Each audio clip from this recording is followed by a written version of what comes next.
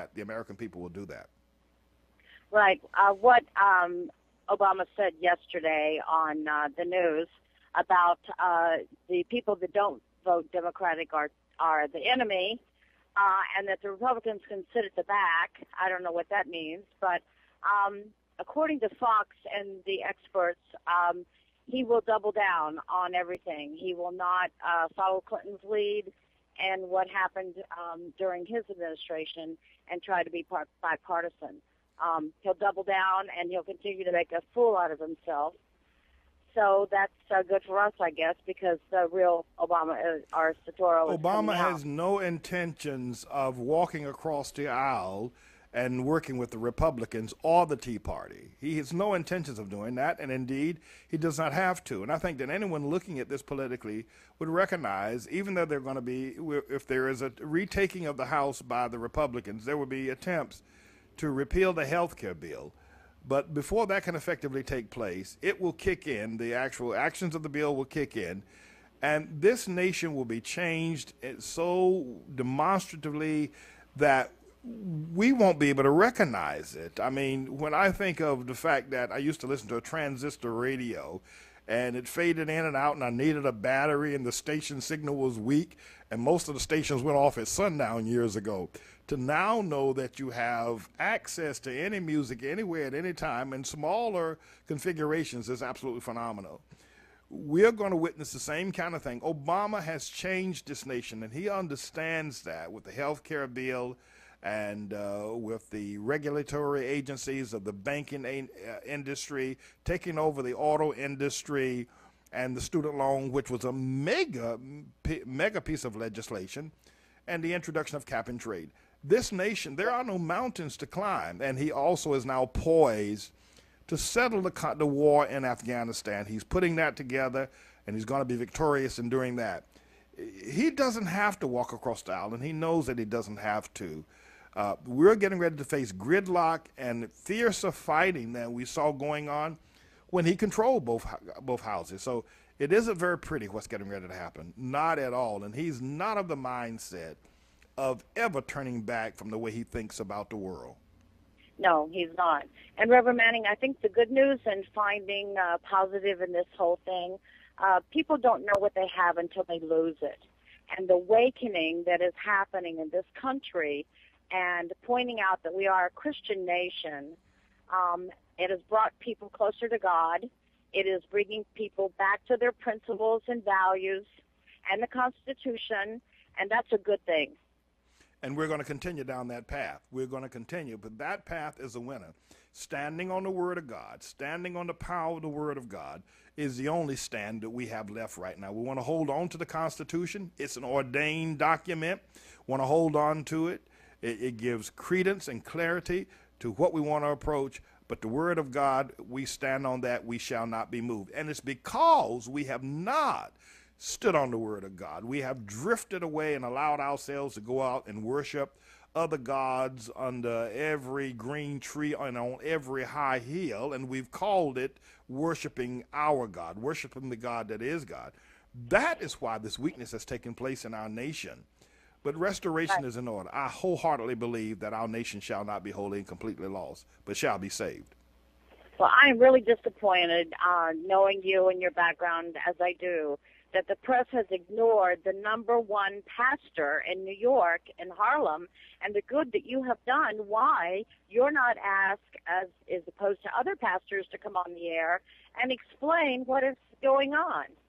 There's a simple reason for that, and it is this, is that what I say and the truth that I speak, the truth that I represent from every corner can greatly hurt Obama. I mean, if I get visibility, and I'm not saying this to exalt myself, God forbid, if anybody thinks that's what I'm doing, then I ask you to please forgive me, because that's not my intention. I just want to try to respond to what is an obvious question to everyone. They know that my truth statement, not my truth, but my statements of truth will hurt Obama greatly. What can they say when I speak the things that I speak? They can't call me a racist. They can't do that. They can try to call me an Uncle Tom, but they can't do that either, because then they would look like racists.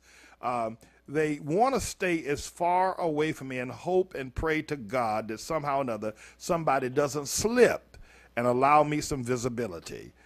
Because if it ever happens, then the dam is going to burst, and you're going to see this place flooded with truth and justice all over the place if I get an opportunity. And I'm staying vigilant. They are as vigilant against me, but I can greatly hurt him, and they know it. They don't fear the other black leaders, because they recognize they're part of the problem. And that's why they will not allow me a voice. But God has got the last word. Right. I think if the American people were to do a little research on their own, look into the CIA, and not be so shocked at what they're hearing, they will find that there's evidence to show that we have never really known what the CIA is involved in. Yeah. And I think Dave Lanford was saying that just a few moments ago, that we will discover, once the truth begins to pour out of this nest and sewer that has held it back, we will discover that the CIA has been involved in maniacal processes going back as far as John Kennedy. And America would just be shocked at what our government and leaders have known.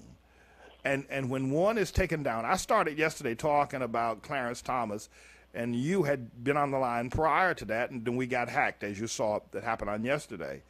But there is something going on now with Clarence Thomas, who is another who perhaps can do as much harm, detriment, by bringing the truth against Obama, as certainly more so than I can. And I'm going to follow up on that tomorrow. I'm not going to deal with that today because we're dealing with the press conference. But I see something here with Clarence Thomas perhaps being marginalized and maligned, because he may be ready, or something may be happening. As you know, Justice Alito, it will now lead a revolt against the State of the Union address coming up in January because of Obama's derogatory statements regarding the court's decision on on funding for organizations, and Obama lambasted them and rebuked them publicly in his last State of the Union. So I believe that in not too many days, I wish I could tell you when, but I can tell you this: it will happen, and I will speak. And I can tell you this: I spent 2 weeks ago about 2 hours with Justice Thomas' wife, Jenny. Oh, good for you. Yes. I will not talk on the air about conversation, but I'll be more than glad to share it with you. Then I'll need to talk with you about that. Please call Elizabeth and set up an appointment, or she will set up an appointment for us to talk offline. Sure. I will do that. But thank you so very much, and Captain Turner, excellent job. You, Reverend Manning, always excellent. And I wish you well. Thank you so very much. Thank you. Thank you. Bye. Good. All right. Captain Turner, are you still there? Is he still there? Captain Turner, are you still there? Any comments from you at this moment? All right. I think I had to get unmuted. Oh, okay. Very well. Any comments from you at this moment, and then we're going to take a break for some news. No, I can hold it a bit and take some news, and we'll take some more callers. All right. Very well. Let me take us up to the news. We've got about 3 minutes before the news break. We will go into the second phase of this process of the trial, which will be the sentencing. And please stay tuned for that. We will not make the announcement about when and where that will take place today. That's still being developed. But we would caution all people and parties involved that no action would be taken by them against Mr. Obama or anyone else that may be involved in this matter. But wait until the sentencing date has been put in order, and people have been scheduled to carry out that process. I need to also inform everyone that we have contacted the regulatory agencies regarding how the Columbia University needs to have their license lifted. They have responded to us that, again, with pretty much that they find that our judicial authority is not respected by them, and therefore they have refused to respond. We have written to the American Bar Association, New York Bar Association, regarding Michael Sovereign, who is an attorney, a lawyer, and presently practicing law and teaching law at Columbia University. Likewise, they have responded with the same judicial authority response, pretty much. And we expected that. We've also contacted the Middle States agency, accreditation agency, that gives accreditation to Columbia University to issue medical degrees, law degrees, and all other degrees that are issued by that institution. That we have informed them that that institution has been found guilty as trustees of several counts of obstruction of justice and fraud. They have likewise responded. And the only person that we sent information to that did not give us an adequate response was Attorney General Andrew Cuomo, who's now running for the office of governor of the state of New York. He did not respond, though his office did receive a certified copy of the transcript and also of the statements regarding Columbia University and also Michael Sovereign, but he has chosen not to respond at all. Now, we expected that. We also stated earlier that we would make our appeal to Congress, but we have concluded that they would probably respond the same way. We have another phase to this matter, and that will be the sentencing phase, and then we have been in coalition talks with others that this matter might continue to go forward. So please, everybody, continue to keep the faith. Let's not forget about the appeal that we need to stand with Lieutenant Commander Walter Fitzpatrick and the heinous things that are being done to him, as he is also a patriot and is being railroaded by the Madisonville County executives, including the police department and others, and is being held without bond until the 1st of December, when another kangaroo trial will take place. And don't forget about Lieutenant Colonel Terry Lakin as well, court-martial, scheduled to happen on the 14th of December. I'll be right back. Thank you so very much for hanging in there. Thank you for all your participation. We'll be back with the final hour of the press conference in just a moment.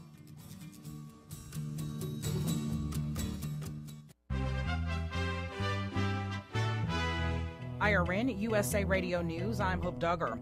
A training program that sends government workers to Harvard at $18,000 per employee is being questioned by some members of Congress. The month-long leadership course costs more than twice what the average public university charges for tuition and fees for a year. Iowa Republican Senator Charles Grassley says it's hard to see the justification. Supporters claim that's what it costs to train executives. Officials in Poland say there's a new development in the case of a Saudi terror suspect who claims he was mistreated in a secret CIA prison there. The suspect is Aben al-Rahim al-Nashri, and he's the alleged mastermind of the bombing of the USS Cole 10 years ago this month. A prosecutor and lawyers say that he's received what is called the status of victim. This development essentially means that the Polish investigators believe that al-Nashri has a valid claim. If the allegations are proven in a Polish court, it could eventually lead to charges being brought against the Polish leaders in office at the time. This is IRN USA Radio News.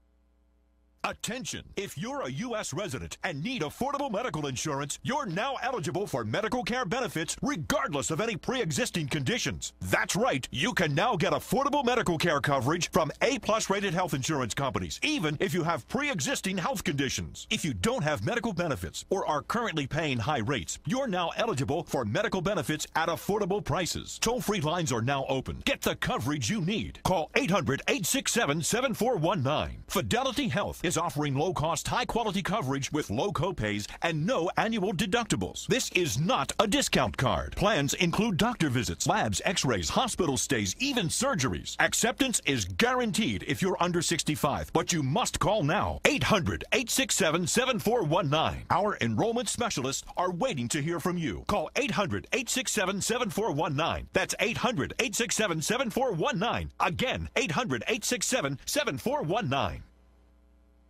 Candidates and political analysts say a track record of winning funding from Congress for local projects isn't the campaign asset it used to be. A spokeswoman for the Democratic Congressional Campaign Committee says, quote, nobody in this environment is going to tout, look at me spending. Instead, an increasing number of candidates, both Republicans and Democrats, are swearing off earmarks. Indonesians are getting a slight break from an erupting volcano, but they can't let down their guard. The eruption appears to have eased a little bit of pressure on the volcano. It's not really active today. There's no heavy rumbling. You're not seeing